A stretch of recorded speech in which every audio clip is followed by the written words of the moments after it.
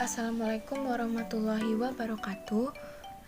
Perkenalkan, kami dari kelompok 11 yang beranggotakan saya Misa Sundari Putri dan rekan saya Feby Putri Eliza. Nah, pada kesempatan kali ini kami akan menampilkan hasil diskusi kami, yaitu berkaitan tentang artikel yang berjudul Pengaruh Strategi Lingkungan, Ketidakpastian Lingkungan, dan Komitmen Manajemen Puncak pada Kinerja Lingkungan Perusahaan. Peran Akuntansi Manajemen Lingkungan. Baiklah, yang pertama kita akan membahas abstrak. Tujuan dari penelitian ini adalah menguji pengaruh kombinasi strategi lingkungan perusahaan, komitmen manajemen puncak, dan ketidakpastian lingkungan dengan fokus pada peran akuntansi manajemen lingkungan atau EMA terhadap kinerja lingkungan perusahaan. Yang kedua, metode penelitiannya adalah survei online. Yang ketiga, hasil dari penelitian ini adalah variabel berpengaruh positif untuk meningkatkan kinerja lingkungan perusahaan. Selanjutnya itu adalah pendahuluan. Untuk mencapai pengelolaan lingkungan perusahaan yang lebih baik, penerapan strategi lingkungan dan penggunaan akuntansi pengelolaan lingkungan telah dianggap sebagai keunggulan kompetitif utama bagi banyak perusahaan. Dalam pekerjaan ini, akuntansi lingkungan dipahami sebagai pengelolaan informasi moneter, fisik, dan kualitatif mengenai dampak lingkungan. Jadi, akuntansi lingkungan ini berdampak baik terhadap pengambilan keputusan internal dan eksternal, pelaporan, dan akuntabilitas. Latar belakang dari penelitian ini adalah kurangnya bukti empiris tentang pengaruh EMA terhadap peningkatan kinerja lingkungan perusahaan. Adapun variabel bebas dari akuntansi pengelolaan lingkungan ini yaitu adalah strategi lingkungan, ketidakpastian lingkungan, dan komitmen manajemen puncak. Sedangkan variabel terikatnya adalah kinerja lingkungan perusahaan. Selanjutnya itu adalah tujuan sekunder dari penelitian ini adalah yang pertama, untuk memahami efek langsung atau tidak langsung dari strategi lingkungan terhadap kinerja lingkungan perusahaan. Yang kedua, untuk memahami efek langsung dan tidak langsung dari komitmen manajemen puncak terhadap kinerja lingkungan perusahaan. Yang ketiga, untuk memahami pengaruh langsung dari ketidakpastian lingkungan yang dirasakan pada akuntansi manajemen lingkungan. Adapun faktor-faktor yang mempengaruhi EMA yang pertama adalah kontingensi, konteks, dan strategi.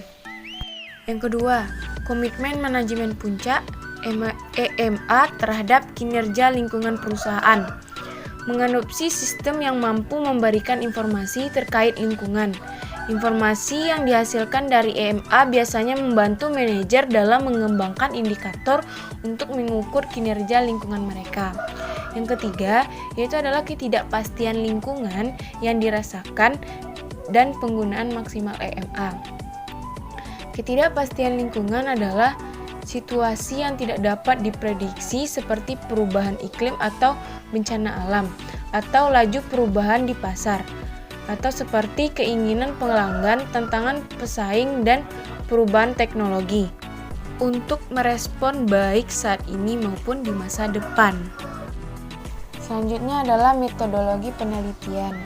Respondennya adalah manajer tingkat atas yang terdiri dari manajer umum, manajer operasi, dan manajer keuangan serta manajer lingkungan. Kemudian hasil dari metode penelitian ini yaitu menunjukkan tidak ada perbedaan respon yang signifikan secara statistik antara jenis industri dan masalah bias respon keinginan sosial. Hal ini menunjukkan bahwa jenis industri tidak mempengaruhi hasil analisis dan tidak terdapat masalah bias dari respon keinginan sosial. dari laporan responden sendiri tentang kinerja lingkungan. Nah, selain itu, hasil uji statistik juga menunjukkan tidak ada signifikan atau tidak ada perbedaan antara responden yang merespon lebih awal dibandingkan dengan responden yang terlambat dalam mengisi. Yang artinya tidak ada masalah bias non-respon yang terjadi secara sistematis. Ukuran dan timbangan. Instrumen yang digunakan dalam penelitian ini terdiri dari 3 bagian. Yang pertama, menjelaskan maksud dan tujuan dari penelitian ini dengan menanyakan kesediaan responden untuk mengikuti survei. Yang kedua, menanyakan kepada responden tentang informasi demografis seperti jenis kelamin, usia, tingkat pendidikan, dan pekerjaan. Yang ketiga, menyajikan pertanyaan yang terkait dengan variabel yang akan diteliti. Selanjutnya itu adalah analisis data. Secara keseluruhan, analisis data ada 4 tahapan untuk pengujian hipotesis. Yang pertama, menilai model pengukuran untuk memastikan bahwa setiap indikator konstruk dapat diandalkan dan valid. Yang kedua, menilai model struktural untuk mewakili kesesuaian model dengan data observasi. Yang ketiga, menguji efek langsung untuk menentukan hubungan antara setiap variabel prediktor dengan hasil atau semua tujuan. Tabel 3, nilai loading factor, average variance extract atau AFE, dan reliabilitas yang diperoleh dari analisis model pengukuran untuk semua variabel adalah loading factor lebih besar 0,60, keandalan komposit atau RAO, A lebih besar 0,70, dan AFE lebih besar 0,50. Ini memenuhi aturan praktis yang direkomendasikan, meskipun ada beberapa soal yang memiliki loading factor kecil dari 0,60 namun masih dapat diterima asalkan nilainya AFE besar dari 0,50. Tabel 4, terlihat bahwa akar kuadrat AFE pada garis diagonal lebih besar dari koreksi antar konstruk dalam model. Artinya dapat disimpulkan bahwa semua variabel dalam model penelitian ini memenuhi validitas diskriminasi. Tabel 5, oleh variabel prediktor dengan nilai adjust R2 masing-masing sebesar 0,510 dan 0,499. Nilai-nilai menunjukkan bahwa pendekatan kekuatan sudah cukup untuk menjelaskan hubungan menurut Lathan dan Ghazali 2015. Nilai efektif yang dihasilkan dari masing-masing variabel prediktor pada model berkisar antara 0,09 hingga 0,19 yang termasuk dalam kategori kecil hingga sedang, itu Q2 prediktif.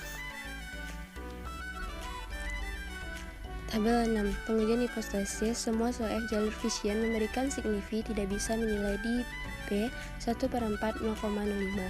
Berdasarkan analisis di tabel 6, strategi lingkungan memiliki arti yang signifikan.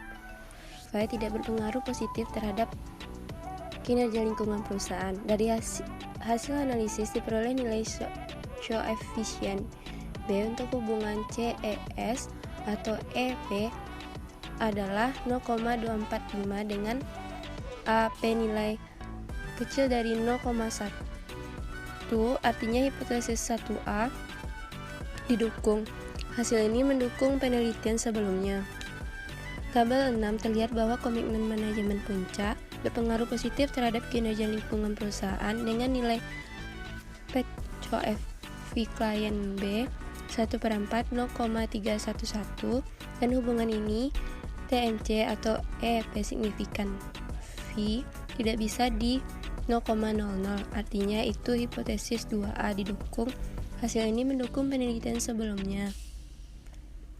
Dapat dilihat bahwa koefisien B untuk hubungan TMC atau EMA adalah 0,433 dan EMA atau EP 0,387 dengan AP nilai kecil dari 0,01.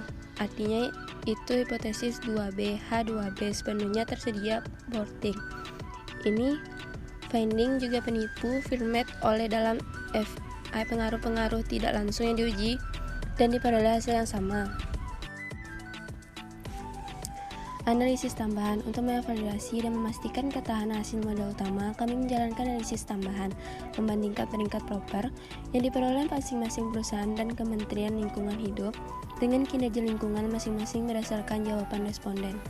Tujuan penelitian 1 disebutkan bahwa strategi lingkungan secara langsung dapat mempengaruhi kinerja lingkungan secara tidak secara langsung melalui pengguna MEA. Tujuan penelitian kedua, mengeksplorasi apakah komitmen manajemen puncak dapat secara langsung mempengaruhi kinerja lingkungan secara langsung mempengaruhi penggunaan EMA atau tidak. Kesimpulan, penelitian ini bertujuan untuk menguji pengaruh kombinasi sumber daya organisasi berupa aset tidak berwujud dalam rangka meningkatkan kinerja lingkungan secara terus-menerus.